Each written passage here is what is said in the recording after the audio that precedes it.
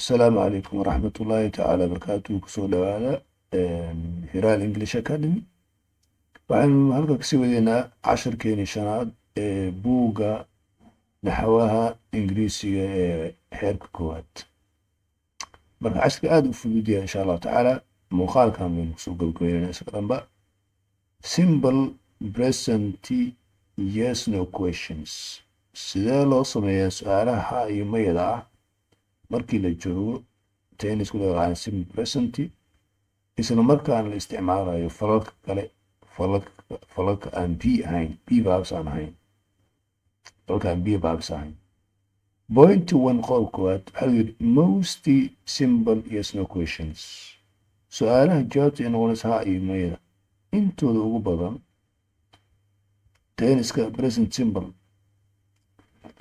معناها most simple present yes no question عفر لها most simple present yes no questions سؤالها جوابته إنه نسها أي ميدا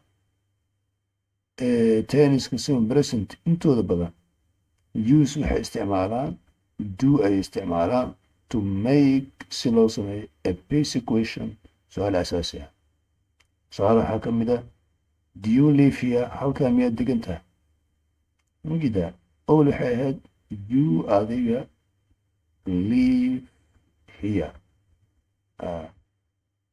live here halka ayaad ku noosha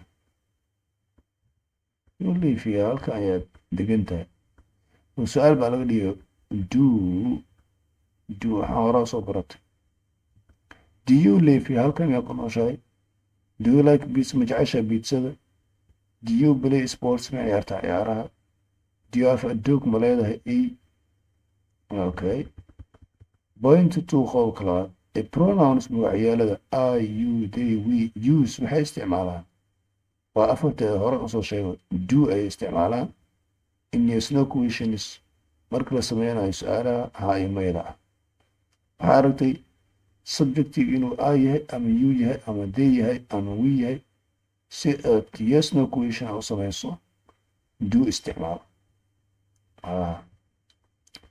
do you know Bob ma garanaysaa ninka Bob la yiraahdo ma taqaanaa do I need a ticket ma u baahanahay ticket Soomaali ticket lala do I need a ticket ma u baahanahay ticket مثلا waxaa jiro bus ticket ticketka lagu raaco baska train ticket ticketka lagu raaco tareenka ama plane ticket ticketka lagu raaco diyaaradaha hadduu alla kuuraya waxaa maqlaysaa mar qaarkood concert ticketka lagu galo bandhig faneedka meelaha fanka lagu soo bandhigo marka ticketka bandhig faneedka ayaa maqlaysaa concert ticket waa maqlaysaa movie ticket ayaa maqlaysaa ticketka shineemada lagu galo waxaa maqlaysaa match ticketka ciyaaraha ayaa maqlaysaa match ticket marka ticket wax kalamaad dee waxa weeye Soomaali ticket aan lahaa waa kaarka ama warqadda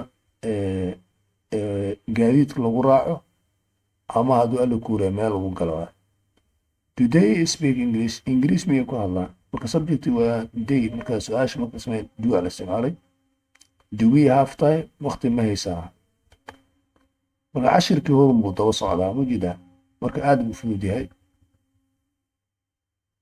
Point three, it's more polite. waxaa markaasi asluub badan oo fiican to answer yes no questions in su-aalaha iyo maya looga jawaabo in three words saddex eray not one hal eray maaha in saddex eray looga jawaabo oo yes I do oo kale ama no I don't waa saddex eray soo ma it's more polite waxaa asluub ah oo asluub badan to answer yes no questions in su-aalaha ima looga jawaabo in three words saddex eray not one hal eray kelima masalan qof baa wuxuu ku weydiiyey do you know Bob ma garanaysaa ninka Bob la yiraahdo waxaa leedahay yes ha marka hore markaa dhahdid kadibna I do waan garanaya ama no maya I don't ma garanayo ma garatay waayahay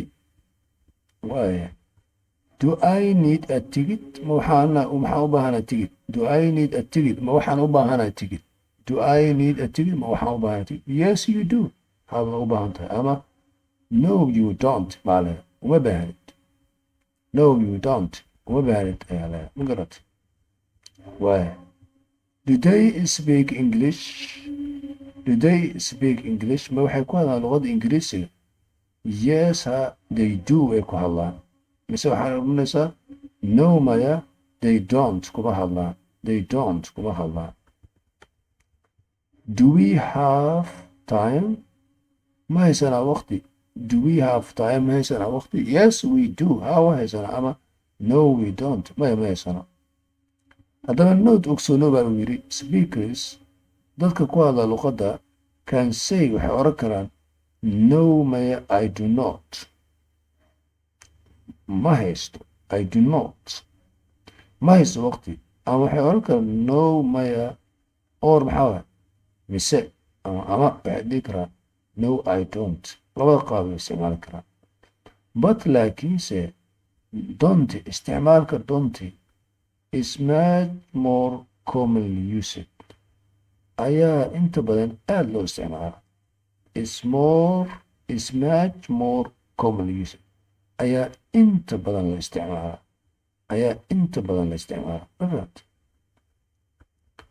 waaya point 4 waxa weeye qoobka afraad the third person singular. qaabka waa muhiim weeye. the third person singular magacyaalada loo isticmaalo dadka maqan ama waxyaaba maqan ee ah he she it uses waxay adeegsadaan das ay isticmaalaan in yes no questions markii la sameynaya su-aalaha jawaabta ay noqonaysa ha ama maya. this point qoobkan oo ah qoobka afraad will be taught waxaa lagu bari doonaa lagu yiri in a future lesson casharaad mustaqbalka hadlood. waana hore usoo sheegnay haddii subjectiga uu shii noqdo kowde ama uu noqdo hadduu alla kuuraya uu noqdo he ama uu noqdo it ama uu noqdo sidoo kale aan ku raaciyo singular noun ugu saddexdaan uu sheegay waxaa weeyaan waxaad isticmaalaysaa das ayaa isticmaalaysaa. waana hore usoo sheegnay soo mathalan jumladu waxay ahayd he isaga does play mujida he does play wuxuu ciyaaraa tennis oo kale saas ahayd. su-aal markii labada isweydaaribis maxaa leedahay haddii mar qaar waa anaga dhahnay does he do waa laga maarmi karaa jumlad markay affirmative tahay marka adigu waa inaad sii og tahay in laga tagay oo markii su-aal laga dhigayo loo baahan yahay sida intoo kale does he play tennis ma wax ciyaaraa tennis ma ciyaaraa does he play tennis meeshan shia laga wadaa shi waaya does he play tennis tennis ma ciyaarta yes ha she does way ciyaarta ama no maya she doesn't ma ciyaarto. does he work with you ma kula shaqeeyaa isaga does he work with you ma kula shaqeeyaa isaga yes he does ha wuu la shaqeeyaa ama no he doesn't maya inala shaqeeya either. does it does it snow in winter يعني xilliga jiilaalka baraf miyaa daa. does it snow baraf miyaa daa in winter xilliga jiilaalka. yes it does wuu daa mise no maya it doesn't ma doo. waayahay halkaas ayaynu markaa kusoo gabagabaynaynaa. asalaamu calaykum waraxmat ullaahi tacaala wabarakaatuhu.